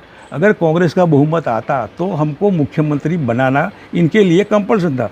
वाकई मैंने ना कहा था कि आप जिसका नाम कहेंगे उसको मैं प्रपोज करूंगा, मैंने मुख्यमंत्री नहीं बनना, बीजेपी को हटाओ। लेकिन नहीं, इनका होगा कि अगर मैं मुख्यमंत्री बनता तो कांग्रेस को तकलीफ नहीं होती, तकलीफ तो बीजेपी को होती ना, तो कांग्रेस को क्यों तकलीफ होती। हमको रिकॉर्ड पर कहा गया कि हमको सरकार नहीं बनाना है, ऐसा रिकॉर्ड पर कहा गया है। जो एमएलए गए गुजरात में वो निकाले गए, दिल्ली हाईकमान की ओर से कहा गया जाओ बीजेपी में जाना है तो। On record I am saying के पहले 2 एमएलए थे, हकूबा जामनगर वाला और राघव जी करके, दोनों गए। मैंने कहा रोको अहमद भाई, नहीं रोका, जाने दीजिए। दूसरे तो अमूल का चेयरमैन था और दूसरा गोधरा वाला एमएलए था। मैंने कहा अहमद भाई रोकिए, इनके जाने दीजिए। यानी कि जानबूझकर कांग्रेस के एमएलए को धक्का मारकर बीजेपी की ओर भगाए गए हैं। अच्छा, तो अहमद पटेल तो अब है नहीं, वो नहीं है, अलग बात है, लेकिन इन्होंने कहा जाने दीजिए, मत रोकिए। अब नहीं रोकना तो सरकार कैसे बनेगी, क्योंकि सरकार बनानी नहीं थी। और मैच फिक्सिंग का एक गंदा एग्जाम्पल, राजीव टोपनो करके आईएएस ऑफिसर। देखिए, एक पार्टी का कोई चेयरमैन होता है ना बोर्ड कॉर्पोरेशन का, वो भी अपना प्यून भी बदल देता है। एक ही पार्टी का होगा तो भी नहीं रखेगा। राजीव टोपनो दूसरी यूपीए 2 सरकार में पीएमओ में लाया गया। He was collector, deputy collector Bharuch और बाद में बड़ौदा में थे। अहमद भाई के बहुत नज़दीक वाला था ऑफिसर, वो लाया गया। तो 14 में सरकार जाने के बाद वही टोपनो पीएम का पीएस बनता है। How it is possible, which kind of friendship it is. क्या किसी को ये मालूम नहीं पड़ता पूरी की पूरी पीएमओ की दुनिया 2014 से 14 तक पूरी कैबिनेट की दुनिया बीजेपी में जाती थी। भेजने वाला ये था। ये मतलब ऑफिसर जो इंचार्ज होते वही वो। तो ये जो ये आपने देखा होगा कि ये अधिकारी, दूसरा सीबीआई का डायरेक्टर कुलदीप शर्मा बनता, किसी को कुछ करना ही नहीं था, नहीं होने दिया।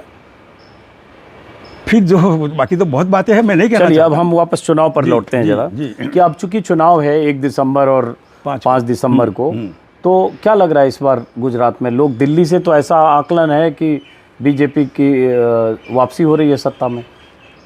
हो रही तो यहाँ क्यों चीप बन रहे, इतने छोटे क्यों बन रहे। देश का प्रधानमंत्री पद का डिवैल्यूएशन क्यों हो रहा है, क्यों लोगों को बिल्कुल कुर्सियाँ खाली है, क्यों रेलवे की हरी झंडी के लिए आना पड़ता है, क्यों गुजरात में हेलीकॉप्टर, प्लेन, पूरी देश की बीजेपी, पूरा देश का संघ परिवार, पूरी देश का यहाँ हेडक्वार्टर 15-20 दिन से बन गया है।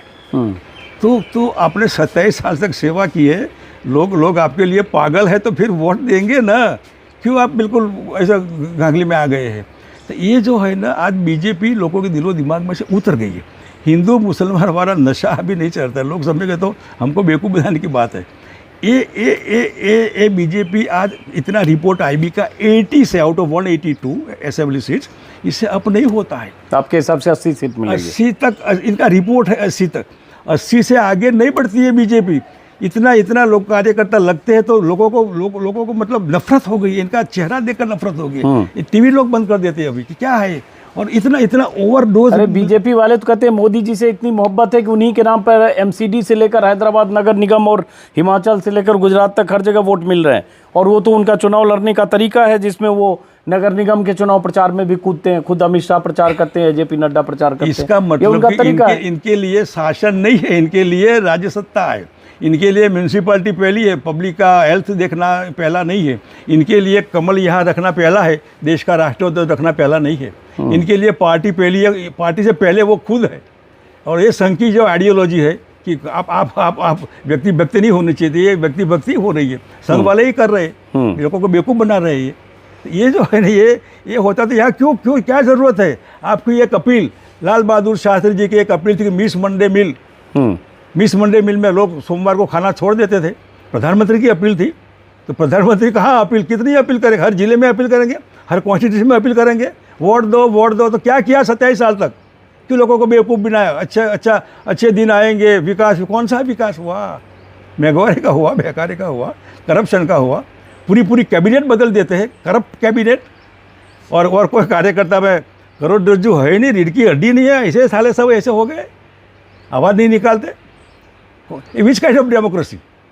मैं कांग्रेस या बीजेपी में नहीं हूँ, लेकिन आई एम डेमोक्रेट। मैं लोकशाही का सेवक हूँ, इसके लिए लड़ूंगा, आखिरी जी तक इसके पीछे लड़ेंगे। और ये देश को, बीजेपी का शासन देश को डेमोक्रेसी के ख़त्म करेगा। और अपनी भक्ति के लिए ये कुछ भी कर सकते हैं। एंटी ह्यूमन लोग हैं, मानवता विरोधी है, इनको मानवता से संबंध नहीं है।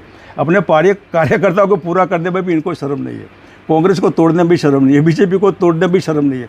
इनका व्यक्तिगत दोस्त होगा, इनको पूरा करना है, उसमें भी इनको कोई शर्म नहीं है। ये आप मोदी को इतना जानते हैं, अमित शाह को भी जानते होंगे करीब से 80-90 के दशक में, जब वो छोटे कार्यकर्ता थे या मोदी से उनकी मुलाकातें हुई थी। गुड वर्कर, अच्छे थे। मैंने 95 में इनको सरखेज कॉन्स्टिट्यूंसी में कैंडिडेट बनाए थे। तो इन्होंने कहा कि मैं कैसे जीतूंगा। हमने कहा फॉर्म भरिए, वो हो जाएगा, मामला जीत जाएंगे। और मैं अध्यक्ष था, तो मेरे साथ 6 महीना तक इन्होंने काम भी किया था। लेकिन बाद में हमने कहा कि ठीक है, दूसरा काम करो। ऐसे अमित शाह को कोई प्रॉब्लम है ही नहीं। इनको तो इनको जी कहना है, इनको वाई ऐसा नहीं कहना है, ऑर्डर हुक्म, ये जो मोदी के सामने नेचुरली वही मालिक वही है। तो मोदी और शाह की केमिस्ट्री की खास बात क्या है? दोनों एकदम एक दूसरे के लिए दो जिस्म एक जान की तरह जो कॉम्बिनेशन। नॉट शाह, हाँ, जितने भी है, मैं जरा गडकरी को साइड में रखूंगा, लेकिन सब में राजनाथ जी सब आ गए इसमें। जो जी ये करना है, जी ये करो, जी ये करो, वाई कहना ही नहीं है, इनको कोई प्रॉब्लम ही नहीं होना है ना। नहीं, वो दूसरी चीज़ हो गई, वो आप साइकोफेंसी की बात कर रहे हैं। मैं कह रहा हूँ उन दोनों के कॉम्बिनेशन में की क्या वजह है कि लोग कहते हैं ना देश को दो गुजराती चला रहे हैं। वो कहते हैं अगर सियासत की बात करें तो अमित शाह इनके यहाँ ईडी भेज दो जी, सीबीआई के रेड लगा दो जी, आईटी लगा दो जी, एम्बेसडर हटाओ जी, राज्यसभा में इसको भेजो जी, इसको ये गवर्नर बनाओ जी। अब ये जो मामला है ना, तो वो इम्प्लीमेंटिंग अथॉरिटी है, इनका ऑर्डर और इनको जो हुक्म राजस्थान में कहते हैं, हुक्म मतलब भी ऑर्डर, वो जो इम्प्लीमेंटिंग अथॉरिटी अमित शाह है। और पूरी दुनिया इनके हाथ में है। और वो इनके मतलब इनके अमित शाह के हाथ में। और वो पूरा भरोसा है नरेंद्र भाई को कि अमित भाई जो भी करेंगे वो मैं कहूँगा वही लाइन पर करेंगे, आधा इंच भी इधर से उधर नहीं होगा। अगर ये हुआ तो फिर अमित शाह नहीं होंगे। तो आप दोनों को इतना करीब से जानते हो ना, तो इसकी वजह क्या है? इतना भरोसा उन्हीं दोनों में बना रह गया इतने सालों तक, 25-30 सालों तक। तो क्या है ऐसा डेडली भीतर कॉम्बिनेशन जो बना हुआ है? ये जो मैंने कहा ना, जब आपकी दोस्ती अगर इक्वल लेवल की है तो मैं समझता हूँ, लेकिन वन साइडेड है, जी वाली, ये जी वाली बायोकेमिस्ट्री है। एक करो जी, एक जी कल करूँगा, क्यों करवाना है, नहीं, नॉट लाइक देयर। तब जाकर आदमी को भरोसा टूटेगा कि क्यों पूछता है, लेकिन रिजल्ट भी मिलता है। I want this one, okay sir please, अच्छा लगेगा। और ये केमिस्ट्री फिट हो गई। और अमित शाह ने 100% रिजल्ट दिया, वहाँ तक कि इनकी प्राइवेट लाइफ को भी अमित शाह शेयर करते थे, और प्राइवेट लाइफ में भी कोई गड़बड़ न हो उसकी पूरी चिंता अमित शाह करते थे। इतना रिलेशन दोनों का रहा। तो अमित शाह, ऐसा तो नहीं कि अमित शाह मोदी के बहुत हमराज हैं, दोनों एक दूसरे के हमराज हैं, इसलिए भी एक ही राज है क्या? जो राज मतलब अमित शाह के हाथ में है, लेकिन वो वन मैन शो है। अमित शाह तो आज है, कल दूसरा कोई अमित शाह होगा। अमित शाह रिजल्ट देता है तो ठीक है, नहीं देगा तो दूसरा अमित शाह आएगा। लेकिन रिजल्ट तो दे रहे हैं अमित शाह, पार्टी अध्यक्ष रहे तो नहीं है तो दूसरे की क्या जरूरत है? फिर जब तक रिजल्ट देगा, अभी भी देगा, दे रहा है, नो प्रॉब्लम। तो जब तक रिजल्ट देगा तो अमित शाह नहीं होगा, दूसरा अमित शाह आएगा। आपको लगता है कि जिस ढंग से बीजेपी का उठान हुआ, 1 दर्जन से ज़्यादा राज्यों में सरकारें हैं, ठीक है, आप बीजेपी पर इतना बोलते रहते हैं, लगातार लोग इंटरव्यू भी करते हैं, आप तमाम बातें सांप्रदायिक है, ये है, गोधरा, सब कुछ बोलते हैं, लेकिन उठान बीजेपी का है। कांग्रेस की जो स्थिति है आपको नहीं हुआ। कहाँ हुआ? यूपी हिंदू मुसलमान, राजस्थान में हार गए, मध्य प्रदेश हार गए, छत्तीसगढ़ हार गए, जम्मू कश्मीर में हार गए, बिहार में हार गए, हाँ, तमिलनाडु में हार गए, केरला में हार गए, महाराष्ट्र में हार गए। नहीं, केरला तमिलनाडु में तो ऐसे भी महाराष्ट्र, राजस्थान, मध्य प्रदेश, छत्तीसगढ़, बिहार, मतलब है नहीं, हवा खड़ा किया हुआ है ये बीजेपी का हवा। और लोकसभा में तो आपके गुजरात में सारी सीटें बीजेपी की है। हो सकता है, इसमें क्या है? हो सकता है अगली बार पता नहीं फिर गुजरात राइट आइडियोलॉजिकल स्टेट, इनको हिंदू मुसलमान में लोगों को हिंदू बनाया गया और हिंदू बन गए लोग। बनने के बाद आज क्वेश्चन करते हैं भी मेरा लड़का हिंदू भी है लेकिन बेकार है, मेरी माँ बीमार है लेकिन हिंदू है, लेकिन दवाई महंगी है, डॉक्टर है नहीं। ये आज लोग रियलाइज़ करते हैं अभी। और कोरोना के बाद तो खास, कोरोना के बाद में जो लोग मर गए ना अपने परिवार के, घंटी बजाकर, थाली बजाकर, लोगों को लगा आप बेवकूफ़ थे, थाली बजा, ये किया, वो रियलाइज़ करते। और रियलाइजेशन में होता है कि बीजेपी से इतनी ताकत लगानी पड़ती है क्योंकि लोग दुखी है। नई बीजेपी को पसंद नहीं करते हैं लोग। अगर पसंद करते होते तो इनके लोगों को क्यों लाने की ज़रूरत है? क्यों पूरे देश के लोग यहाँ डालते, पूरा दुनिया भर का क्यों इतने पैसे खर्चा करने, क्यों झंडे लगाने, करोड़ों रुपये, करोड़ ऑफ रुपीज़ हेलीकॉप्टर में, भाषणों में, ये और एक एक मंडप जो बनाता है पब्लिक मीटिंग में 1 करोड़ 2 करोड़ 10 करोड़ का बजट आता होगा। एक आपको भी जाने का टाइम है चुनाव प्रचार में, जी। एक दो सवाल कि जैसे कांग्रेस के लिए पिछले चुनाव में कांग्रेस को 77 सीटें मिली, लेकिन राहुल गांधी लगातार चुनाव प्रचार कर रहे थे, मंदिर जा रहे थे, सोमनाथ मंदिर से लेकर तमाम जगह। इस बार राहुल गांधी भारत जोड़ो यात्रा में, हालांकि यहाँ सभाएं उनकी 1 2 हुई, तो कांग्रेस के बारे में बहुत सारे लोग कहते हैं उस तरह से लड़ती नहीं दिख रही है कांग्रेस जैसे पिछले चुनाव में थी। देखिए, हर इंडिविजुअल जो होता है ना, इसका एक अपना उसूल होता है। इंदिरा जी थी, लड़ाकू थी। राहुल गांधी जो है ना, मैं इनको स्टेट्समैन कहता हूँ। रियली मतलब ह्यूमन टच के साथ भी भारत जोड़ो में लगे हैं। हिमाचल में चुनाव है, गुजरात में है, होते रहेंगे। और यहाँ जो मंदिर गए तो वो नहीं जाते थे, यहाँ पार्टी के लोग ले जाते थे। चलिए उमिया माता में, चलिए सोमनाथ में, तो ठीक है भाई, आपको ठीक लगता है ले जाओ, खुद का कोई चॉइस नहीं होता है। और राहुल गांधी का दिल तब टूटा होगा, इस माय एजम्पशन है, कि जब ज्योतिंद्र सिंधिया चले गए, यहाँ भी 20-25 MLA चले गए, कई राज्यों में भी लोग, आसाम वाला भी बहुत लोग चले गए। इसमें हो सकता है कारण इधर वो पार्टी भी हो सकती है, सामने वाला भी हो सकता है, लेकिन इनको लगा कि MLA होगा तो टूट कर जाएगा ना, आई डोंट वांट MLA। लेकिन राजनीति में तो पावर तो चाहिए, शासन तो चाहिए, और इसके लिए भारत जोड़ो यात्रा उसका एक भाग भी है, इनको भी पता है। लेकिन ऐसा स्ट्रेट फॉरवर्ड पॉलिटिशियन मैंने नहीं देखा, वो डबल स्टैंडर्ड नहीं है। जब इतना आप तारीफ कर रहे हैं, हाँ बिल्कुल, तो अब बेटा आपका चुनाव लड़ रहा है, आप भी सीधे फिर से कांग्रेस में क्यों नहीं चले जाते? देखिए, आई हैव माय रिजर्वेशन, और हो सकता है कांग्रेस को भी अपनी रिजर्वेशन हो, तब बैठेंगे, बात करेंगे, रास्ता निकलेगा, ठीक है। नहीं तो हमारी राजनीति चलती रहेगी।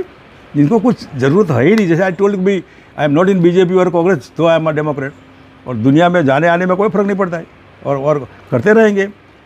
गांधी जी थे तो कोई पॉलिटिशियन नहीं थे, जैसे JP थे, वो भी पॉलिटिशियन नहीं थे, कई लोग पॉलिटिशियन नहीं थे, लेकिन हम भी पॉलिटिशियन है, इसमें हमारे तो ब्लड में है राजनीति। अच्छा, एक आखिरी सवाल, जैसे आपने कहा कि आपके हिसाब से बीजेपी को 80 सीटें या 80 के आसपास मिलेगी, आपके हिसाब से बहुत सारे लोग क्लियर कट मान रहे हैं कि बीजेपी की सरकार बनने की संभावना ज़्यादा है, लेकिन आपकी एक राय है। अब बात आती है कि अगर मान लो 8 तारीख को 8 दिसंबर के नतीजे आए, फिर से बीजेपी आ गया, हाइपोथेटिकल बात कर रहा हूँ, तो उसके बाद फिर उसमें क्या, कौन सी दुनिया, सूरज पश्चिम में उगेगा?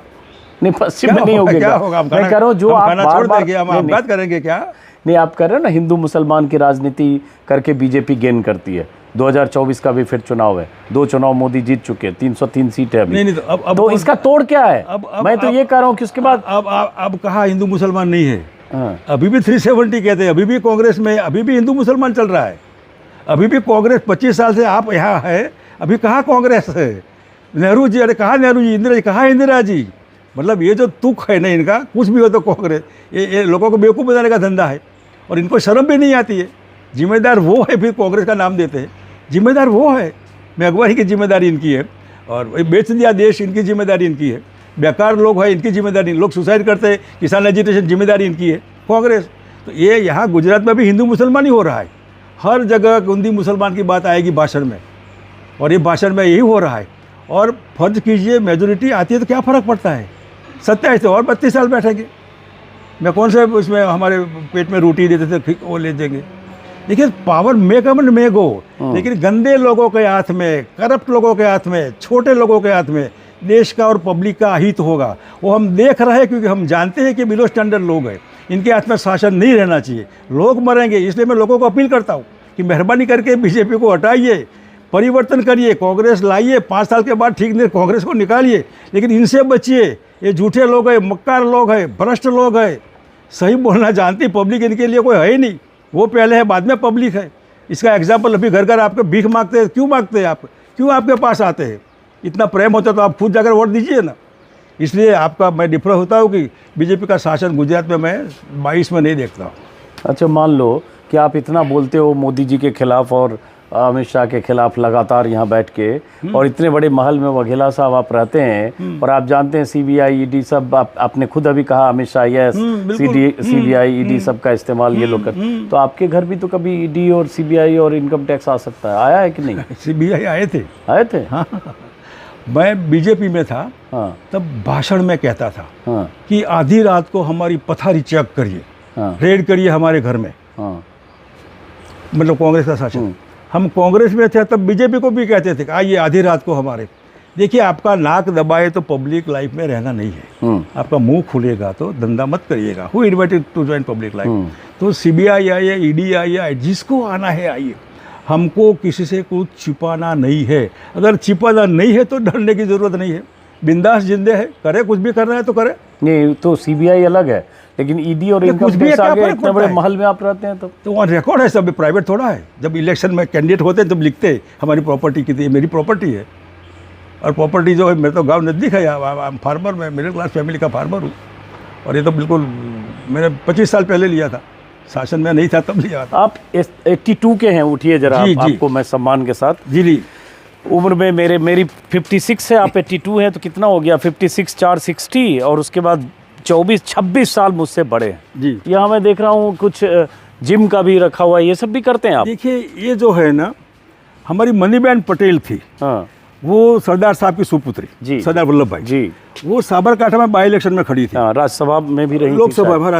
हाँ। लेकिन वो जब इनको एक स्टेज था, स्टेज तो उस समय ऐसा ही बनता था, नीचे उतरती थी तो मैंने कहा, इनका हाथ पकड़ा तो मनी बहन आप गिर जाएगी, छोड़ दे। क्यों नहीं? तब से हमको लगा कि मनी बहन इतनी उम्र में भी कहते मेरा हाथ छोड़ दो, तो तब से मैंने सोचा कि हमारी उम्र के हिसाब से किसी को हमारा हाथ पकड़ना ना पड़े, तो one should be physically mentally fit. और फिजिकली फिट होता है वही मेंटली फिट होता है। फिजिकली फिट का जो कॉन्फिडेंस होता है ना, वो कॉन्फिडेंस अलग चीज़ का है। क्या बात है, ये फिजिकली फिटनेस है। और अभी भी सुबह में ये 1 घंटा 1.5 घंटा इसके पीछे हम लगाते हैं। और ये बघेला साहब का घर है, एक बार हम घर जरूर दिखाएंगे। और ये गांधीनगर, ये कौन सा इलाका हुआ जहाँ? ये गांधीनगर ही है, और ये हेलीपैड है। अच्छा, हेलीपैड भी कैंपस में बना हुआ है? अहमद भाई पटेल ने बनाया था हेलीपैड। अच्छा। चुनाव में आपको यहाँ से कहीं जाना न पड़े तो हेलीकॉप्टर वहाँ लैंडिंग होता था। अच्छा, उड़कर हम जाते थे, यहीं से हेलीपैड से आप उड़कर जाते थे? बिल्कुल बिल्कुल। और ये इनका घर है? हाँ, तो ये घर है। हेलीपैड से उड़कर जाते थे। वो उड़ान तो यहाँ से हुई, लेकिन उड़ान मुख्यमंत्री की जैसे वो जो पावर के हिसाब से कोई देखने के उसमें तो राजनीति में आए नहीं हम। पावर मेकम एंड मेगो। देखिए, ये सत्ता आएगी जाएगी। अंग्रेज थे, मुगल लोग थे, मराठा लोग थे, दुनिया पर थे। कांग्रेस थी, कांग्रेस गई, जनता पार्टी थी, वो भी गई, बीजेपी वो भी जाएगी। क्या फर्क पड़ता है? चलिए, बहुत बहुत शुक्रिया वघेला साहब। अब आप प्रचार में जाएंगे अभी? बिल्कुल, अभी मैं एक मीटिंग है साबरकाठा में, हाँ, वही जाऊंगा। तो ये कोई भी कैंडिडेट के लिए प्रचार कर रहे हैं आप? कांग्रेस के? वही कांग्रेस के? हाँ, कोई भी कैंडिडेट के लिए जो आपको बुलाता है? बिल्कुल। और मैं 3 महीने से एक्टिव हूँ, एंटी बीजेपी सब जगह जाकर, सबको मिलकर। एक भी दिन हमारा बिना शेड्यूल नहीं जाता। तो कभी आपको उधर से बीजेपी से कोई कहता नहीं, कहाँ आप इतना घूम घूम के इतना मोदी जी के बारे में इतना बोलते रहते हो आप? मैं नहीं बोलता, मैं मोदी जी का विरोधी नहीं हूँ, एकदम पक्के वाले समर्थक हैं। मैं मेंटालिटी का या सिस्टम का विरोधी हूँ। ये बीजेपी मेरी नहीं हो सकती है, ये पार्टी मेरी नहीं हो सकती है। ये अटल जी को मैं ओन करता हूँ आज भी, आडवाणी जी को अब तो सब एक्शन भी ओन करता हूँ, जोशी जी को भी ओन करता हूँ, मैं राजमाता सिंधिया भी थी, इनको भी ओन करता था। लेकिन अटल जी और आडवाणी जी के बीच में आडवाणी की पसंद मोदी थे और अटल जी की पसंद आप थे। बाद में चली आडवाणी जी की तो मोदी जी उठ गए। आडवाणी जी की मेहरबानी से ही वो सीएम रहे। हाँ। अगर अटल जी का चलता तो वो सीएम गोवा की वर्किंग कमेटी में नहीं। हाँ, तो अटल जी उस दिन इस्तीफा चाहते थे। और अटल जी जानते थे कि राज धर्म नहीं निभाया है। अटल जी वो नोई की बिना राज धर्म नहीं निभाया, इन्होंने ही सबको मरवा डाला है। बहुत नोई गेट, और बहुत दुखी थे, बहुत दुखी थे अटल, बहुत दुखी थे। मैं तो बहुत पर्सनल इनको जानता था, बहुत पर्सनली। लेकिन आडवाणी से भी फिर मिले उसके बाद? कभी मैं मिला था। कमला जी, हमारी बहन जी का, मिसेस आडवाणी जी का तो देहांत हुआ तो मैं मिलने गया। तो मैंने कहा, तो मैं रोटी वोटी खाई थी घर पर, तो बहन जी को अवसान हुआ, आपको मिलने का आया। फिर मैंने कहा कि ये जो आप अभी भुगत रहे हैं, तो मैं कभी आऊँगा कहने के लिए कि आपकी मेहरबानी से सब हुआ है, यू डिज़र्व इट। तो रोने लगे आडवाणी जी, बिल्कुल रोने लगे। मैं होता, अगर फर्ज कीजिए कि पार्टी ने हमको आप नेक्स्ट पीएम है, तो आडवाणी जी को बुलाकर मैं 6 महीने के लिए पीएम बना था। आप पीएम बनिए, बाद में साइड में रहिए, आप देश के राष्ट्रपति बनिए, 1 साल के बाद आलम करिए। लेकिन पूरी ज़िंदगी निकाली इन्होंने, अपनी लाइफ सिवा पार्टी पार्टी पार्टी कुछ नहीं। My life my country, he deserve it. तो आडवाणी जी इतने दुखी है तो इनके दुखी नहीं होने चाहिए। हो सकता है आडवाणी जी का कसूर होगा, आडवाणी जी एंटी नरेंद्र भाई होंगे, हो सकता है, मेरे से ज़्यादा होंगे। लेकिन अडवाणी जी ने ही तो नरेंद्र मोदी को नरेंद्र मोदी बनाया। तो पछतावा तो हमने भी तो महामंत्री बनाए थे, इसमें क्या है। और आरएसएस ने भी हमको प्रत्यक्ष बनाए थे ना, वो तो होता रहता है। इसलिए अडवाणी जी जो है ना वो बाद में मेरे से ज़्यादा एंटी नरेंद्र भाई बने, वो सबसे ज़्यादा। वो क्यों सबसे ज़्यादा एंटी नरेंद्र मोदी बन गए? I do not know, they have इनका रीज़न, इसलिए नरेंद्र भाई के लिस्ट में से वो आउट हो गए। नहीं, वो इसलिए बन गए कि नरेंद्र भाई प्रधानमंत्री बनना चाहते थे। अडवाणी जी की अपनी ख्वाहिश थी। 2013 में जब गोवा वाला हो रहा था, अडवाणी जी चाहते थे उनके नाम पर सहमति बन जाए। मेरे ख्याल से बड़ी बात तो वही थी शायद। देखिए, संघ की आइडियोलॉजी में ये अडवाणी जी के ब्लड में ये नहीं था। हाँ, हो न हो तो कोई बात नहीं, लेकिन इनमें तो था ही कि भाई मैं नहीं तो कोई नहीं। इनमें मतलब मोदी जी, नरेंद्र भाई ये इनमें करके जितनी बार बोलते समझ जाइए कि मोदी जी के लिए बोलते हैं। आप कहिए, मैं लकीर ऊपर लगा देता हूँ। चलिए, बहुत बहुत शुक्रिया वघेला आपका साहब, भी शुक्रिया। आपसे बात करके अच्छा लगा। देखते हैं 8 मार्च को नतीजे क्या होते हैं। थैंक यू, नमस्कार। शुक्रिया।